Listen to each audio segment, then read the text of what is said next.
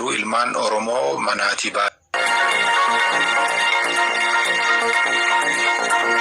Amjirtan ilmaan Oromoo mara hunda keessaniif nagaan keenya lafuma jirraatii isin qaqqabu jennaa. Akkuma kanaan dura beekamu har'a ergaa xiqqoo tokko dabarsuuf gama sooshaal miidiyaatti as ba'ee jira.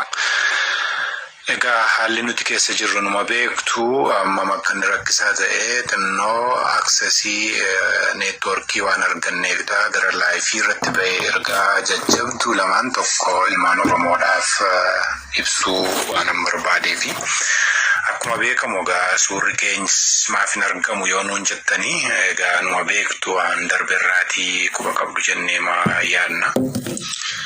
Hayyee egaa ilmaan Oromoo bakkuma jirtan hundumaa warreen sooshaal miidiyaa kanarra jirtan hordofaa jirtanii warreen nu dhaggeeffattanii dhaamsa nuti har'a qabnu sirriitti otoo nu caqastanii waliif sheer otoo gootanii nutti tola.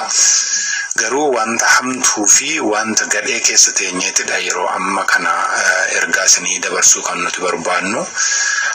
Turtii daqiiqaa 5-10 hin turredha. Maaliif haalli nuti keessa jirru Oromiyaa maal keessa akka isheen jirtu ilmaan Oromoo maal keessa akka isaan jiranii kaaba kibba dhihabaa gidduu galaan isiniyyuu quuma qabdu jenneeti beekna.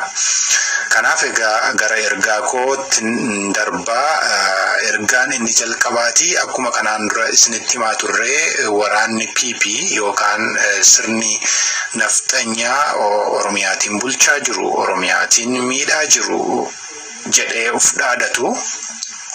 Isaan kuni Oromiyaa maal bulchuus miti Oromiyaas maal miidhuu miti garuu ilmaan Oromoo manaatii baasanii akka isaan ajjeesaa jiran quba qabdu. Kanaaf qeerroof qarree ilmaa Oromoo hunda keessaniidhaafidha kan nuti dhaamsa qabnu. Dhaamsi nuti amma isiniif qabnu keessa inni tokko adaraa keessan akkuma kanaan dura isinitti himamee waraanni bilisummaa Oromoo cina keessan akka jiru isinuu quba qabdan. Lola hamtuu kufee kuffisaa akka inni jiru isinuu quba qabdan. Lolli hamaan Oromiyaa guutuu irratti akka inni labsame waraana keessa akka nuti jirru quba qabdan. Ilmaan Oromoo garuu qarreef qeerroon Oromoo garuu ergaa keenya kanaan duraan dhageenye ta'ee otuma dhageessaniitu nu jalaa callisan ta'ee egaa nuti hin beeknu maaliif qe'eetti duutu maaliif manatti jalaa qabamtanii duutu kuni duguuggaa sanyii isinirratti raawwatamuuf dhufedha malee waraana bilisummaa Oromoo fixuu warra dhufe miti. Qeerroof qarree Oromoo isaan warra bor ol guddatan warra boru biyya jijjiiruu danda'an sana balleessuudhaafidha. Mootummaan shiftaan kun humna qabdu gadi isinitti ergitee ganda keessatti milishaa wajjii walii taatee walii galtee kan isheen sinfitaa jirtu. Adaraa qarreef qeerroon umuriin keessan waggaa 10 12 16 hamma kana gidduuti ol jirtan hundi keessan adaraa keessan gara waraana bilisummaa Oromootti baqadhaa.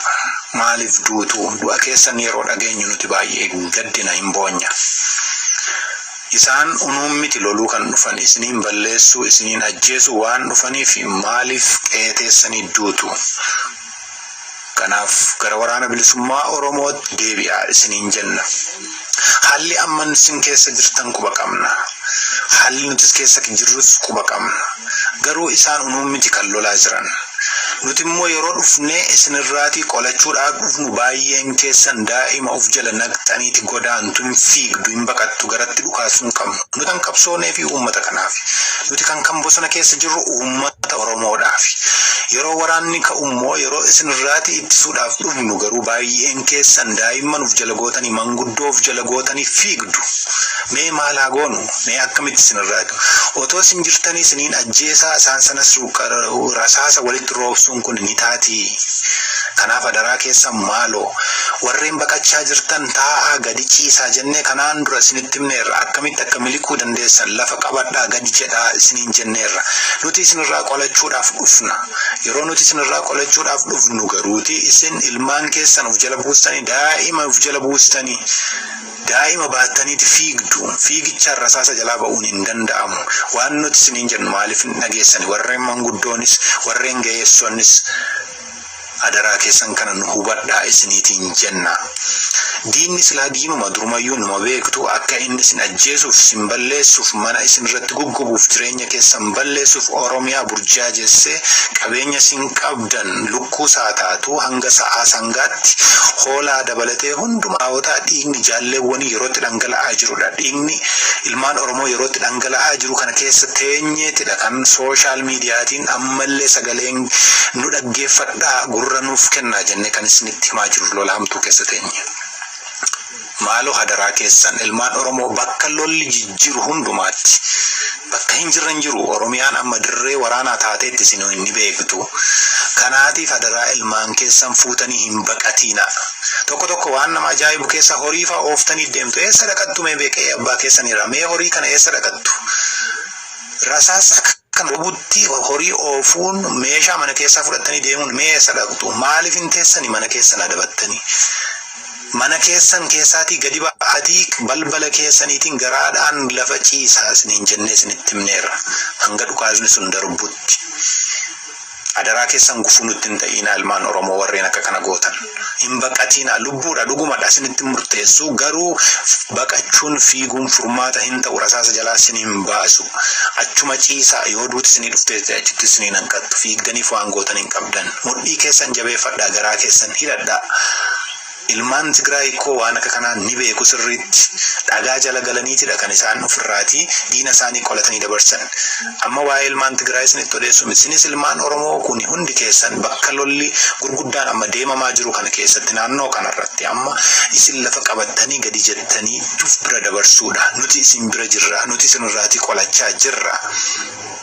Isin irratti du'aa jirra. Isin immoo horii ooftanii daa'imman of jala dhooftanii hin fiigina hin baqatina. Inni kun dhaamsa keenya isa jabduudha. Kan ilmaan Oromoo hundi keessan quba qabaachuu qabdani. Warreen sooshaal miidiyaa kana hordofaa jirtan adaraa ilmaan Oromoo kanaadhaaf sheer godhaa akka inni wal ga'u taasisa. Neetwoorkiin bakka nuti jirru kana baay'ee hin jiru. Akka tasaa arganneetidha kanarratti fayyadamnee kan nuti ergaa kana isiniif dabarsuu barbaanne. Inni lammaffaa akkuma dura jalqaba seensa koorratti dubbadhetti adaraa qarreef qeerroon Oromoo maal taatanii kan qe'eetti duutan akka du'a saree. Maaliif harka laattu bira teessanii maaliif qe'ee teessu yeroo diinni qe'ee keetti meeshaa hidhatee hidhannoo guutuudhaan sitti dhufu maal hojjetta achiiti akka inni si ajjeesu beekta miti?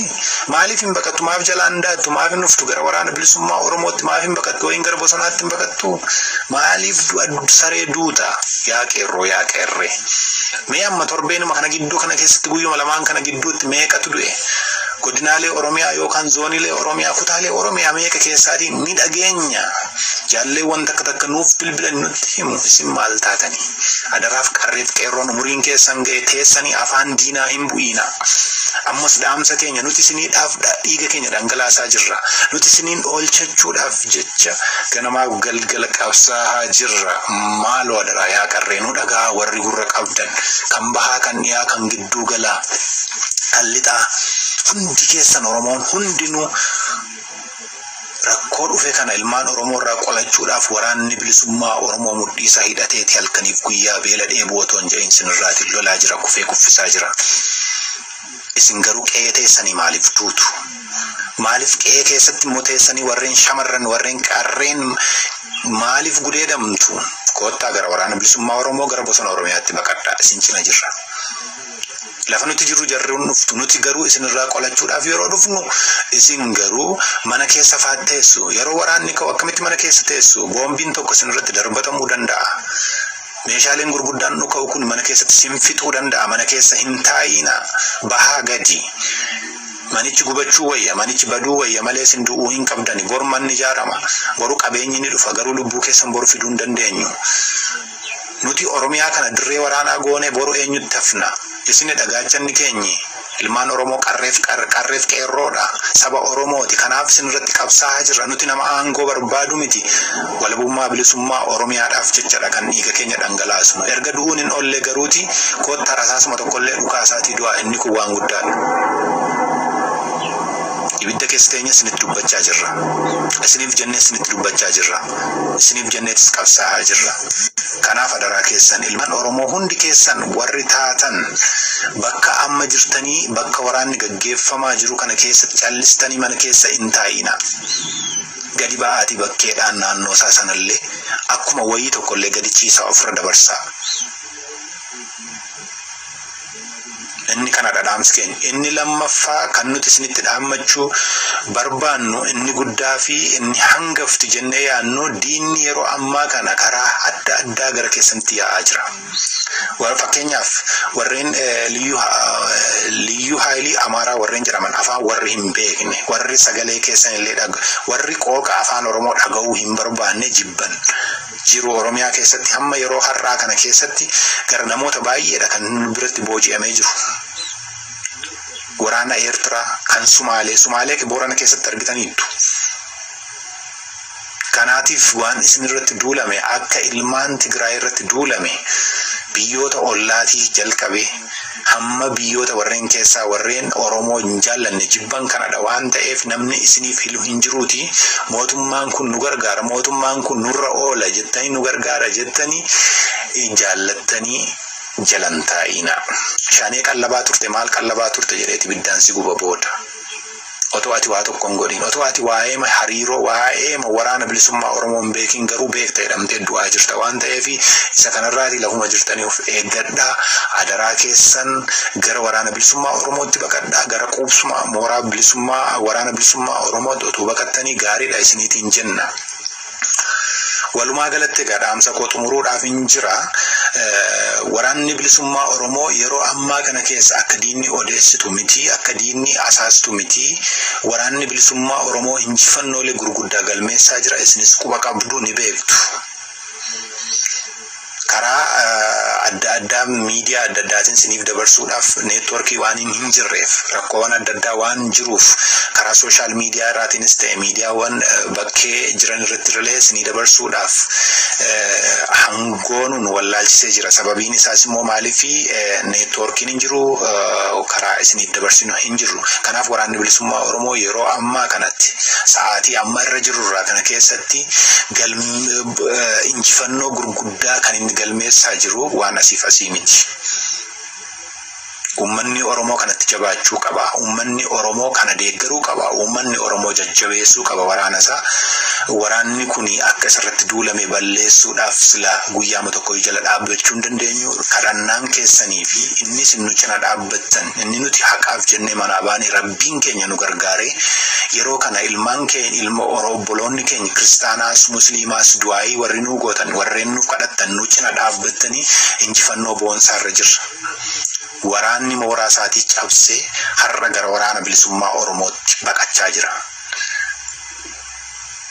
Mootummaa isa gargaaru, mootummaa isa nyaachisaa ture, isa qawwee isa hidhachiisaa ture, isa waan barbaade isaa fi godhu sana sirrii miti inni nama ajjeesaa jira, maal gochaa jira, akkana gochaa jira jedhee gara waraana bilisummaa Oromoo isa bosona galuu, isa nyaata hin qabne, isa dhugaatii hin qabne, isa kophee hin qabne, isa homa hin qabnetti baqachaa kan jiru har'a asiif as miti. Kanammoo nuti humna keenyaan godhe miti. Du'aayii isin nuuf gootanii fi kadhannaa isin nuuf gootantu haqa Oromootu nu cina waan jiruudhaa fi injifannoo gurguddaan kun galmaa'aa jira. Kanaatiif iyyuu nuti amma inni guddaa waa'ee injifannoo boonsaarra akka jiru isin iyyuu quba qabdu jedheetiin amana. Kanaaf waa'ee injifannoo har'a odeessuu miti ganaadha injifannoon keenya garuu ilmaan Oromoo warreen du'aa jirtan ilmaan Oromoo warreen qe'ee irratti boortamaa jirtan warreen gudeedamaa jirtan diinni isiniif hin ciisuuti diinni yoomiyyuu isin irratti hin bu'uuti. Adaraa keessan gara quubsuma waraana bilisummaa Oromoo isin cina jirutti gara bosonaatti koottaa. Nuti dawoo isinii taana. Nuti isinirra gorraa, isinis nurra gortu. Kanaaf biyya keenya inuma bilisoomsanna waan ta'eef waraanni amma Oromiyaa guutuu irratti gaggeeffamaa jiru kuni ijibbaata gabrummaati. Yookaan dhumnee lafarraa banna yookaan immoo yerootti bilisoomnudha waan ta'eef dhiira dhalaan guddaaf xiqqaan daa'imma otoo hin jedhin lubbuun keessan akka du'u hin barbaannu nuti waraanni bilisummaa Oromoo. Kanaatiif iyyuu warreen umuriin keessan armaan olitti tuqe kun hundi keessan jala teessanii akka hin duune nuti koottaatii qawwee dadhaa lolaa isiniin jechaan jirru yoo garaan keessan sin lolchiise lola ofirraa qolachuu barbaada garuu du'a saree mana keessa teessanii otoo dhimma tokko hojii tokko hin hojjetiin du'uun keessan gaarii miti erga du'uun hin oolle ilmaan Oromoodhaaf jettanii yoo duutan waan guddaadha waan ta'eef adaraa keessan qehee teessanii hin du'iina waraana kanammoo ijibbaatumadha amma dhumneeti inuma bilisoomna waraanni bilisummaa Oromoo hirreensaa guddaadha abdii sabaa qaba rakkoon tokkollee hin jiru qabsaan immoo yoomuu numa du'asi qabsoon immoo yoomuu ittuma fufa waan ta'eefi kanaatiif goleewwan Oromoo hunduma kallattii arfaniin jirtan hundi keessaniyyuu waraana keessanitti boonu qabdanii waraana gara waraana keessanitti waraanni kun waraana uummata Oromooti waan ta'eef gara satti dhufuu qabdanii wanta isin barbaachisu hundumaa isiniif gochuun ni danda'ama adaraa teessanii du'a saree hin du'ina unuunis nu hin gaddisiisina isiniin jedha waraanni bilisummaa Oromoo baay'ee isin jaallanna baay'ee isin kabajna dhaamsi keenya har'aa kanadha lolli ittuma fufeeti jira jaalleewwan kunoo dirree qabsoorraati dirree waraanaa keessaati diina kuffisaa kufaa jiranii injifannoon uummata Oromoof ni ta'a nuchinas dhaabbadha warreen social media kana ilaalaa jirtan hordofaa jirtan waliif share godha amma nu danda'ameef injifannoo nuti irra jirru hundumasaa karaa danda'amaa ta'eetiin akkasin bira ga'u ni goona nuti social media kanarraa yoo Facebook kanarraa yoo banne akka du'eetti in ilaaliina baay'een keessan nu barreessaa turtanii nuti waraanni yeroo nuti baay'atuu fi network yeroo dhabnudha kan nuti bannu kanaatiif immoo injifannoo irra jira obbolaan keenyi warreen bakkee teessanii du'aa jirtan warreen halagaa jala gugguufaa jirtan koottaa warri duutanis koottaa hin du'iinaa isiniin jechuu barbaada warreen halagaa jala jirtan immoo akkuma amma gochaa jirtan koottaa waliitiin Oromiyaa kana bilisoomsina harmee keenya halagaa jalaatii baasna obboleettii keenya obboleessa keenya du'a jalaa fi gudeeddii jalaa oolchina isiniin jenna injifannoon uummata Oromoof waboon hawaaru na isiniin jenna.